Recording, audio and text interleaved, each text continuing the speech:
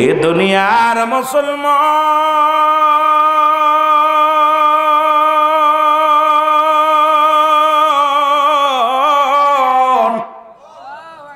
যে কথাগুলো বলি দিলের কান্ডা লাগা শোনো গো। নবীর এক সাহাবী নাম হলো আব্দুল্লাহ আনসারী। সুবহানাল্লাহ বলেন। নাম কি? আব্দুল্লাহ আনসারী, সব চাইতে গরিব সাহাবী। ও আমার বাবারা, একটু দিলের কান্ডা লাগা শুনবা গো। আব্দুল্লাহ আনসারী বাড়ি গেলেন রাসূলুল্লাহর ওয়াজ শুনে। নবীর সাহাবী আব্দুল্লাহ আনসারী ওয়াজটা বাড়ি নিয়ে গেলেন। বিবি ডাক দে কয়, স্বামী, প্রাণের স্বামী,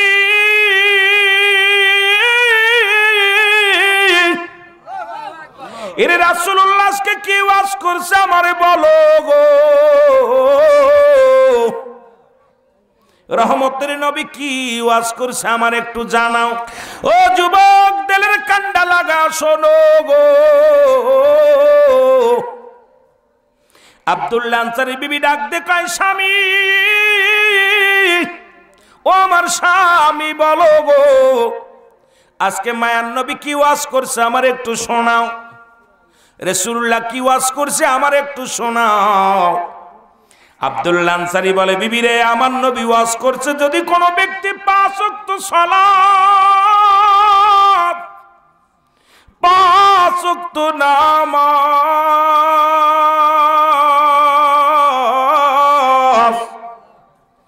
সময় মতো আদায় করতে পারে, আল্লাহর নবী তার হাত ধরে জান্নাতে নিবে। জোরে বলেন মারহাবা। এ দুনিয়ার মুসলমান,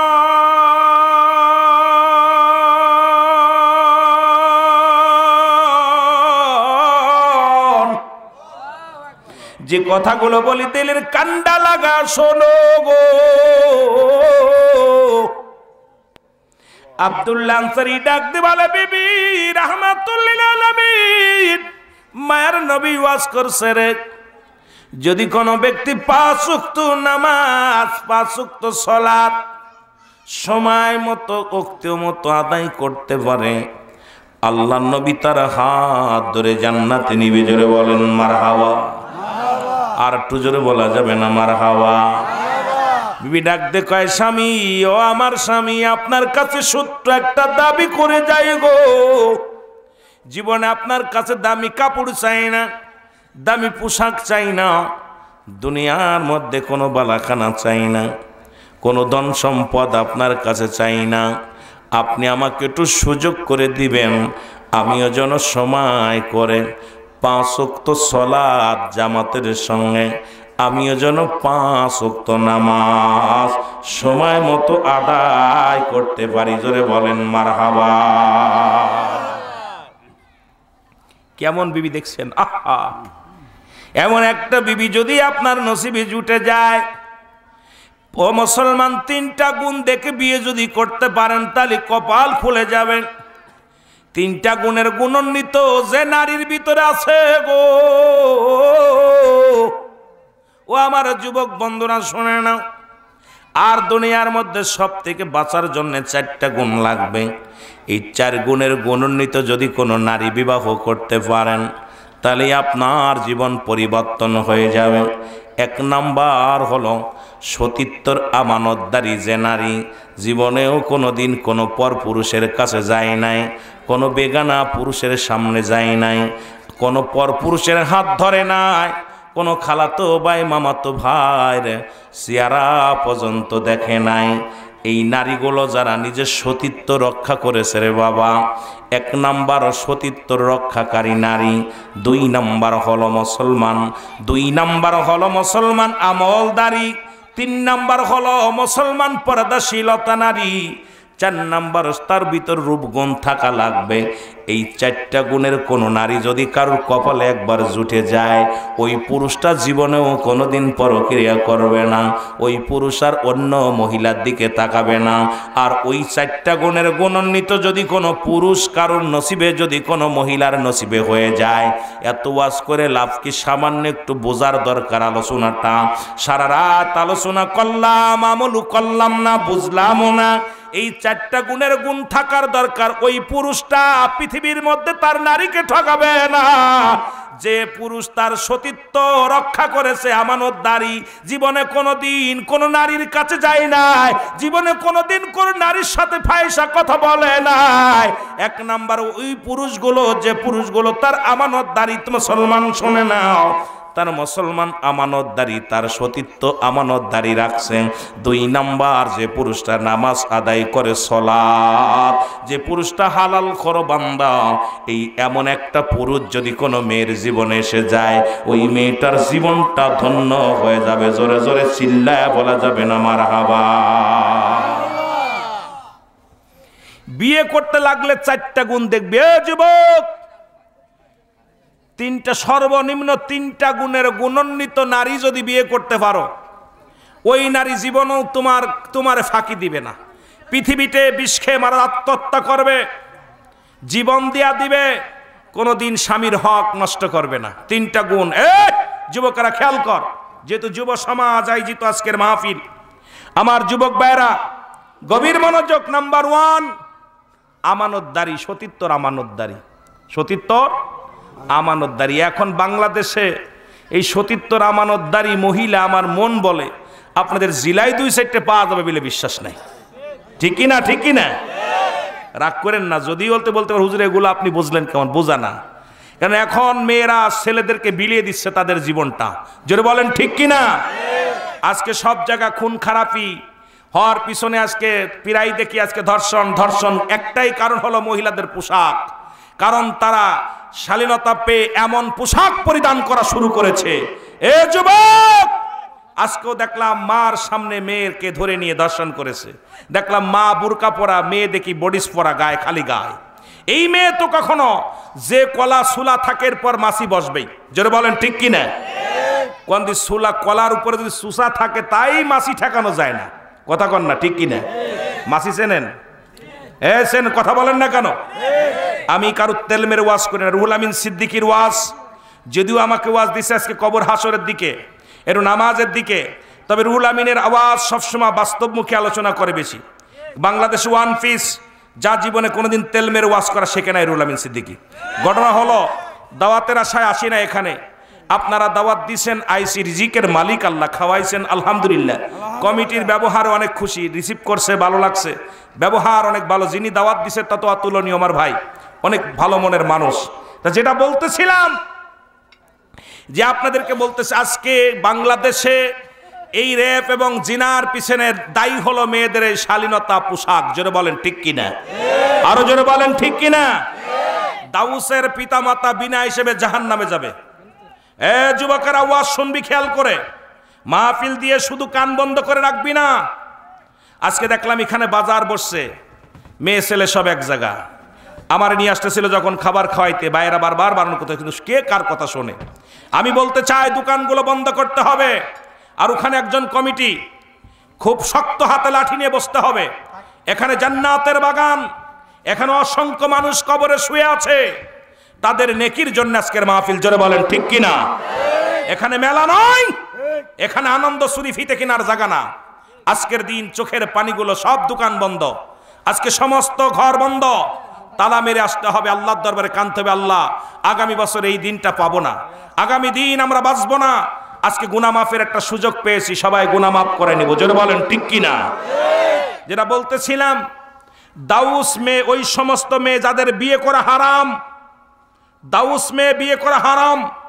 যে সমস্ত মেয়েরা মেয়ে কুলে জন্ম নিয়ে প্যান্ট শার্ট পরে, শার্ট গায়ে দেয়, যে সমস্ত মেয়ে, ভালো করে লিখে নেন, অনেক অবিবাহিত যুবক আছেন, অনেক গার্জিয়ান আছেন, আপনাদের কাজে লাগবে।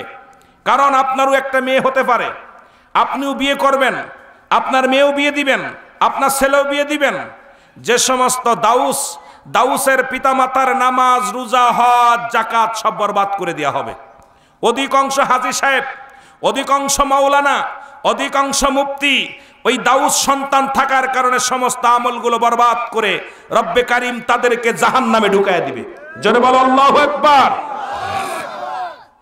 যে সমস্ত মেয়েরা দাউস চিনে নেন, দাউস অনেক দ্রুততার কারণে, সময় স্বল্পতার কারণে অনেক মানুষ এই 2-3 দিনের ভিতরে অনেক প্রোগ্রামগুলো শেষ করার জন্য চেষ্টা করতেছে। তা তবু রব্বুল আলামিন আমাকে আপনাকে সুন্দর পরিবেশে রিয়াজুল জান্নাহ বেহেশতের বাগানে আসার মতো বসার মতো সুযোগ দান করলো। উচ্চ কণ্ঠে আওয়াজ দেবেন আলহামদুলিল্লাহ। একটু মহব্বতের সঙ্গে দুরূদ শরীফ পড়েন, আল্লাহুম্মা সাল্লি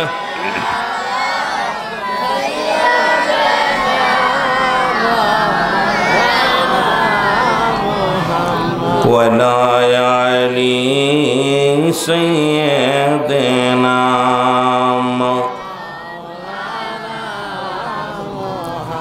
এ দুনিয়ার মুসলমান গভীর মনোযোগ।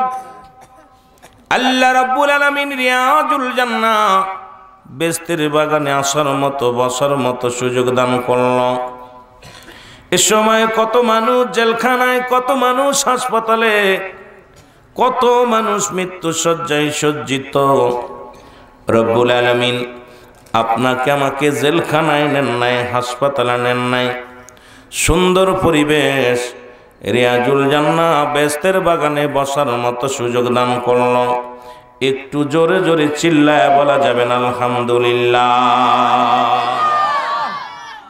এ ভাইরা আমার, বন্ধুরা আমার, পৃথিবীর মধ্যে আসার একটা সিরিয়াল আছে যার কোনো সিরিয়াল নাই। এই দুনিয়ার মধ্যে যত মাখলুকাত পৃথিবীর মধ্যে আগমন করেছেন, সমস্ত মাখলুকাতের মৃত্যুর স্বাদ গ্রহণ করা লাগবে। একমাত্র স্রষ্টার মৃত্যু নাই, সৃষ্টির মৃত্যু আছে। সৃষ্টিকুলে যত জাতি, যত মাখলুকাত রব্বুল আলামিন দুনিয়ার মধ্যে পাঠাইলেন, সকলেরই মৃত্যুর স্বাদ গ্রহণ করা লাগবে। জোরে বলেন ঠিক কিনা? যেহেতু জান্নাতের বাগানে এসে বসলাম, বান্দা যখন রিয়াজুল জান্নাহ বেহেশতের বাগানের দিকে রওনা হয়ে গেছে, বাড়ি থেকে নিয়ত করে রওনা দিছে, প্রতিটা কদমে কদমে আল্লাহ রাব্বুল আলামিন ওই বান্দার জীবনের সমস্ত সগীরা গুনাহগুলো মাফ করে দিছে। জোরে বলেন মারহাবা। শুধু নিয়ত করে আসছেন আল্লাহ ওই মাহফিলের ময়দানে যাব, কোরআন হাদিসের মাহফিলে যাব, শুধু নিয়ত করে রওনা দেওয়ার কারণে রব্বুল আলামিন আপনার আমার জীবনের সমস্ত সগীরা গুনাহগুলো মাফ করে দিছে। আমরা শুধু সগীরা গুনাহ করি নাই, পদে পদে করছি কবিরা গুনাহ। নামাজ ছেড়ে দেয়া কবিরা গুনাহ, মিথ্যা বলা কবিরা গুনাহ, বেগানা নারীর চেহারা দেখা কবিরা গুনাহ, বেগানা পুরুষের চেহারা দেখা কবিরা গুনাহ, হারাম। এ মুসলমান, হাজার গুনাহ করলাম। এই গুনার কথা মনে করি আল্লামা কুতুবী রাহমাতুল্লাহ বয়ান করে, বান্দা যখন কবরের ভয়ে, জাহান্নামের ভয়ে বান্দা যখন খাস তওবা করে আল্লাহ বলে ডাক দেয়, আল্লাহ রাব্বুল আলামিন বান্দার জীবনের সমস্ত গুনাহগুলো মাফ করে দেয়। জোরে বলেন আলহামদুলিল্লাহ। একটা মজার বিষয় হলো, হাজার গুনাহ করেছেন, গুনাহ করতে করতে আসমান জমিন পর্যন্ত, জমিনের যত খালি জায়গা আছে সব গুনাহে পরিপূর্ণ করে ফেলেছেন। কিন্তু গুনার কথাটা মনে করে বান্দা যখন চিন্তা করে, আল্লাহ আমার জীবনের শেষ মাহফিল, রব্বে কারীম আমার জীবনের শেষ রাত, রব্বে কারীম আর জীবনে মাহফিলে বসতে পারবো না, আর জীবনে বসাও সম্ভব নয়। গত বছর যারা মাহফিলে বসেছিল এবছর তারা বসতে পারে নাই। পঞ্চম বাৎসরিক সুন্নি মহাসম্মিলন 4টা বছর অতিবাহিত হয়ে গেল। প্রথম বছরে যারা বসেছিল তারা দুনিয়ার মধ্যে নাই। ও মুসলমান, আবার অনেকে আছেন। এই জন্যে আমি আপনাদেরকে বলে যাই, শুধু নিয়ত করে রওনা দিলেন, সগীরা গুনাহ মাফ, জান্নাতের বাগানখানা আঁকড়ে ধরলেন, খাস তওবা করলেন, কিয়ামত পর্যন্ত আর কোন নবী আসবে না। কিয়ামত পর্যন্ত নবীদের দরজা বন্ধ, কিয়ামত পর্যন্ত তওবার দরজা খোলা। জোরে বলেন ঠিক কিনা? আর একটু জোরে বলেন আল্লাহু আকবার। কিয়ামত পর্যন্ত তওবার দরজা খোলা। কিসের দরজা? একটু জোরে বলা যাবে? তওবার দরজা খোলা, কিয়ামত পর্যন্ত আর কোন নবী আসবে না। যেহেতু মানুষের দুইটা টাইমে মরণ হয়, একটা হলো রাতের বেলা, একটা হলো দিনের বেলা। দিন শুরু করেছেন, মৃত্যুবরণ করেন নাই, রাত শুরু করেছেন, মৃত্যুবরণ করেন নাই। ফজর আজান পর্যন্ত বেঁচে থাকবো এমন কোনো গ্যারান্টি কেউ দিতে পারবো না। যে কোনো মুহূর্তে আপনি আমি দুনিয়া থেকে বিদায় হয়ে যেতে পারি, আর মরণের পেয়ালা পান করতে পারি। পরবর্তী সময় আপনার জন্য কি নিয়ামত বয়ে আনতেছে আপনি নিজেও জানেন না।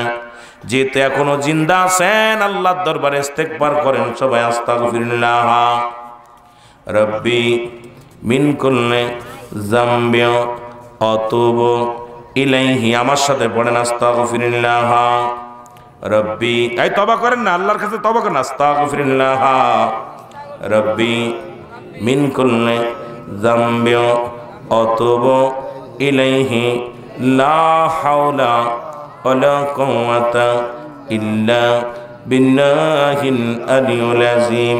লা ইলাহা ইল্লাল্লাহু মুহাম্মাদুর রাসূলুল্লাহ। আশহাদু আল্লা ইলাহা ইল্লাল্লাহু ওয়াহদাহু লা শারীকা লাহু ওয়া আশহাদু আন্না মুহাম্মাদান আবদুহু ওয়া রাসূলুহু। জোরে জোরে চিল্লায় বলা যাবে না মারহাবা। একটু মহব্বতের সঙ্গে দুরূদ শরীফ পড়েন। আল্লাহুম্মা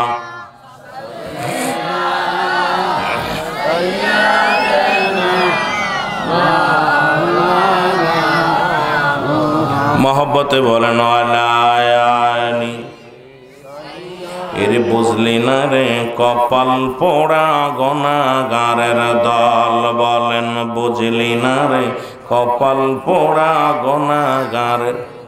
এর মাহফিলে বসলে পারে, মাহফিলে বসলে পারে জোড়াই তো প্রাণ, বুঝলি না রে কপাল পোড়া গুনাহগারের দল, বলেন বুঝলি না রে। এর মাহফিলে বসলে পারে আমার মৌলার দিদার হতে পারে, ওরে যাকু পলকে নিতে পারে, যাকু পলকে সোনার মদিনায়, বুঝলি না রে কপাল পোড়া গুনাহগারের দল, বলেন বুঝলি না রে। এই দুনিয়ার মুসলমান শুনে নাও, আজকে যারা এই মাহফিলের মর্ম বুঝলো না গো, একটু দিলের কান্ডা লাগা শোনো। মদিনার মাটিও মাটি, বাংলাদেশের মাটিও মাটি, মাটিতে মাটিতে বেশ কম আছে কিনা? মদিনার মাটি গায়ে লাগলে গুনাহ ঝরে যায়। বাংলাদেশের মাটি আমি সিদ্দিকী সাহেব যদি বলি শরবত বানায়া খালি গুনাহ মাফ হইব, কিল গোতা দুই চারটা কপালে লেখা থাকলে হয়ে যাইব। কারণ বাংলাদেশের মাটি শরবত বানায়া খাইলেও গুনাহ মাফ হইব না। মদিনার মাটি গায়ে লাগলে গুনাহ ঝরে যায়, বাংলাদেশের মাটি গায়ে লাগলে চুলকানি রোগ হয়। জোরে কোন ঠিক কিনা? মাটিতে মাটিতে বেশ কম আছে কিনা? আর একটু জোরে বলেন আছে কিনা? এর মুসলমান শুনে নাও, মদিনা শরীফের পাথরের মধ্যে চুমা দিলে গুনাহ মাফ হয়ে যায় গো। বাংলাদেশের পাথরের মধ্যে চুমা দিলে প্রস্রাবের গন্ধ পাওয়া যায়, ঠিক কিনা? পাথর তো পাথর, যদি কোনো ব্যক্তি কয় পাথর তো পাথর, পাথরেও পাথরে বেশ কম আছে। গতকালকে এই বাড়িটা ছিল দক্ষিণ পাড়া হাজী মোহাম্মদ ওয়াহাদ আলী সাহেবের বাড়ি। আজকে কিন্তু এটা রিয়াজুল জান্নাহ বেহেশতের বাগান। আজকে এই মর্যাদা হলো কোরআনের খাতিরে, আজকের এই ময়দানের মর্যাদা হলো আলেম ওলামার খাতিরে। আজকের এই ময়দানের দাম গতকালকের ময়দানের দাম এক নয়। এই ময়দানে আসলে আল্লাহ সগীরা গুনাহ মাফ করে দেয়। নিয়ত করে রওনা দিওয়ার থাকার কারণে এখানে বইয়া খাস তওবা করলে কবিরা গুনাহ মাফ হয়ে যায়। এর মাটিতেও বেশ কম আছে, এই জন্য আমি আপনাদেরকে বইলা যায় আজকে এই জায়গাটার নাম হলো রিয়াজুল জান্নাহ, বেহেশতের বাগান। আগে বেহেশত, তারপরে হলো বাগান। এই বাগানের মালিক হলো আমার রব্বে কারীম, আমার আল্লাহ। জোরে বলেন ঠিক কিনা? ওরে কেউ বুঝিতে পারে না রে আল্লাহ তাআলার খেলা, বলেন কেউ বুঝিতে আল্লাহ তাআলা। আল্লাহ তারে ইচ্ছা তারে দিয়া মিলাই প্রেমেরি মেলা, দয়াল যাহারে ইচ্ছা তারে দিয়া মিলাই প্রেমেরি মেলা, কেউ বুঝিতে। সখী প্রচন্ড ঘুম আসছে, একটু জোরে জোরে বলেন না, সবাই একটু আনন্দ দিয়ে আলোচনা করেন, আস্তে আস্তে আলোচনার মধ্যে চলে যায়। কেউ বুঝিতে পারে না রে আল্লাহ তাআলার খেলা, বলেন কেউ বুঝিতে অবর ৩০ বছরে যার জ্ঞানা কি ফোটে না,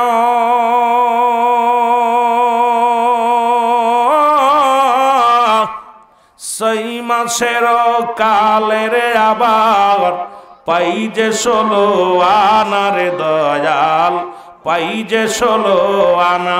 ও দয়াল যারে ইচ্ছা তারে দিয়া মিলাই প্রেমেরি মেলা, দয়াল যারে ইচ্ছা মিলাই প্রেমেরি মেলা, কেউ বুঝিতে পারে না রে আমার আল্লাহ তাআলার।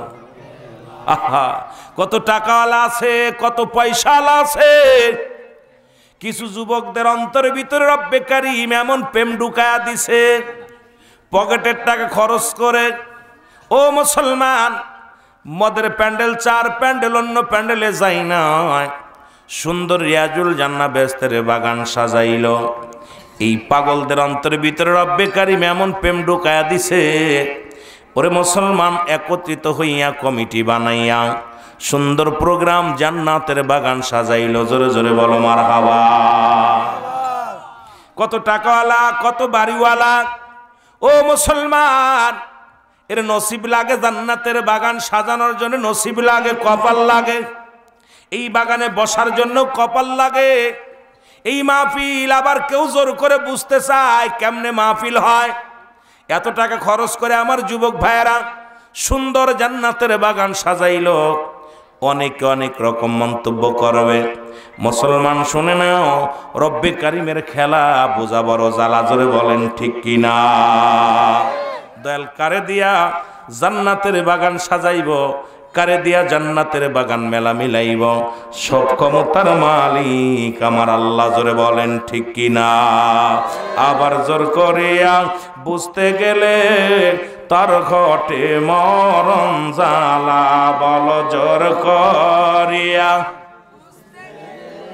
তার ঘটে মরণ জ্বালা, কেউ বুঝিতে পারে না রে আল্লাহ তাআলার খেলা, বলেন কেউ বুঝিতে পারে না রে আমার মাবুদ মওলার। ও দয়াল যারে ইচ্ছা তারে দিয়া মিলাই প্রেমেরি মেলা, দয়াল যারে ইচ্ছা তারে দিয়া মিলাই প্রেমেরি মেলা, কেউ বুঝিতে পারে না রে আমার আল্লাহ তাআলার খেলা, বলেন কেউ বুঝিতে। এই দুনিয়ার মুসলমান গভীর মনোযোগ, যুবকেরা শোনো গো। আরে আল্লাহর নবী রাহমাতুল লিল আলামিনের কদমের মধ্যে এক যুবক মুসলমান শোনো। এক যুবক প্রতিনিয়ত 5 ওয়াক্ত সালাত আদায় করত গো।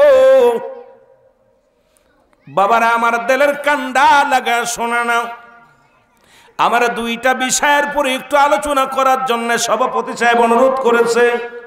মাহফিল কমিটির ভাইয়েরাও একটু মুসলমান আলোচনা করার জন্য অনুরোধ করেছেন।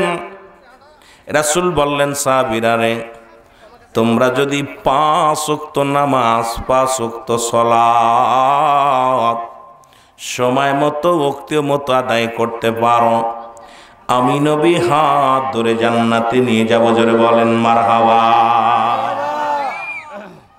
এখন রাসূলের সঙ্গে জান্নাতে যেতে চান কে কে? একটু হাত তোলেন। নারায়ে তাকবীর। জোরে চিল্লায় বলেন নারায়ে তাকবীর, নারায়ে রিসালাত, নারায়ে গাউসিয়া। এ যুবক বন্ধুরা, আমার নবী বললেন আমি হাত ধরে জান্নাতে নিব গো।